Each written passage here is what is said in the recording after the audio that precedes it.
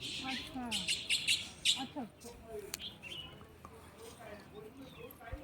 आज इस समय ना हमारे पास सामान की है।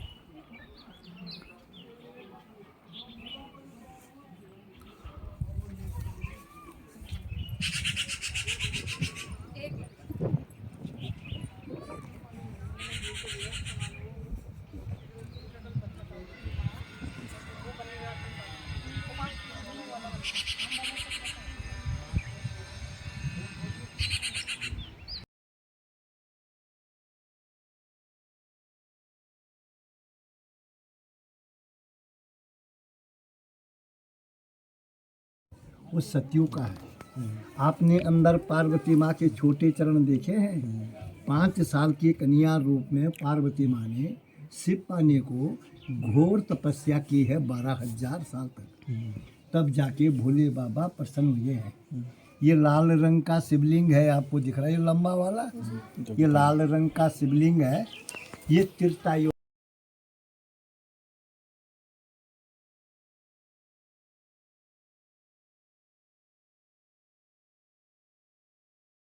शिवलिंग है, हरे रंग का। वो द्वापर युग का है, कृष्ण जी के टाइम का। यहाँ पे 33 कोटि देवी देवता है। 1.25 लाख शिवलिंग की स्थापना यहाँ पे पांडवों ने अपने हाथों से की है। 4 युग के यहाँ पे शिवलिंग है। मन की इच्छा पूरी होती है, जन्म जन्म के पाप सारे खंडित होते हैं। आप लोगों की यात्रा इस भोले बाबा के दरबार से सफल होती है। जिन्होंने लाखामंडल भोले बाबा के दर्शन कर ले हैं, उनके जन्म जन्म के पाप सारे खंडित होते हैं। यहाँ पे 15 अप्रैल को एक विशाल मेला लगता है, बहुत बड़ा मेला। वो मेला पूरे हिंदुस्तान, भारत का, देश का पहला मेला इस स्थान पे लगेगा। उसके बाद पूरे देश में मेले होंगे। 4 धाम के कपाट उसके बाद खुलेंगे। जिस बेटी का और बेटे की शादी हो जाती है, फिर किसी के बच्चे नहीं होते हैं। यहाँ पे महाशिवरात्रि में एक रात में किसी माँ, बेटी, बहन, बहू ने तन मन धन से तपस्या कर ली तो 1 साल के भीतर उनका बच्चा होता है। ये प्रत्येक प्रमाणित है आज भी यहाँ पे। इस बार यहाँ पे दिल्ली, चंडीगढ़, राजस्थान, गुजरात से भी यहाँ पे देवियाँ वर मांगने आई है। 22 देवियाँ आ रही थी इस बार। हमारी उत्तराखंड की तो थी, पर बाहर से भी आ रही थी यहाँ पे वर मांगने के लिए। इस भगवान की इतनी बड़ी शक्ति है। दुर्योधन ने पांडवों को जलाने के लिए लाख का महल बनाया, लक्ष्य ग्रह। वो ये जगह है जहाँ पे ये गिरिल लगी हुई चारों तरफ, यहाँ पे महल था। महल पे दुर्योधन ने आग लगा दी, महल जल गया। पीछे से अंडरग्राउंड एक सुरंग है, वो सरकार ने बंद कर दी। और आते समय आपको नीचे सड़क पे एक गुफा मिली है, वो है पांडव गुफा। पांडवों को विदुर जी ने यहाँ से सुरंग बनाई, उस गुफा से बाहर निकाला। पीछे 2 मूर्ति दिखी आपने, बड़ी बड़ी मूर्ति। राजा दक्ष ने यज्ञ किया, उन्होंने तमाम दुनिया के लोगों को बुलाया, अपनी बेटी जवाई को नहीं बुलाया। तो उनकी बेटी जवाई कौन थी, बोलो जरा देवी? वो सती माता। सती माता, धन्यवाद दीदी, सती माता। तो सती माँ ने बोला किसको? अपने पति के लिए, शंकर जी के लिए, पतिदेव मेरे मायके में आपके ससुराल में यज्ञ हो रहा है, आप चलिए। भगवान ने उनको जवाब दिया, देवी हमारे लिए कोई चिट्ठी नहीं, कोई बुलाव नहीं है। हम लोग वहाँ जाएंगे तो वहाँ पे हमारा अपमान होगा। सती माँ ने अपने पति की बात नहीं मानी, उनकी आपस में लड़ाई झगड़ा हो गया। आज पति और पत्नी का आपस में लड़ाई झगड़ा होता है तो ये परंपरा से चल के आया है। बहन जी आपका भी होता होगा भाई साहब के साथ, तो ये पहले से चल के आया है देवताओं से। तो सती माँ अपनी मायका गई, उसने अपनी पति की बात नहीं मानी, अपनी मायका गई और वहाँ जाके सभा के बीच में उसने अपने पिताजी को नमस्कार किया। दक्ष राजा ने अपने बेटी का नमस्कार स्वीकार नहीं लिया। उसको फिर अपने पति की याद आई, मेरे पति ने सत्य वचन बोला था, वहाँ जाएंगे तो अपमान होगा। उसको क्रोध आया, हवन कुंड में कूद पड़ी, भस्म हुई। शंकर भगवान को पता लगा मेरी धर्म पत्नी भस्म हो चुकी है, उसको क्रोध आया, उसने अपने सिर से जटा उखाड़ी, पृथ्वी पे पटका और वीर और भद्र भगवान पैदा हुआ। सतयुग में उनका रूप है वीर और भद्र।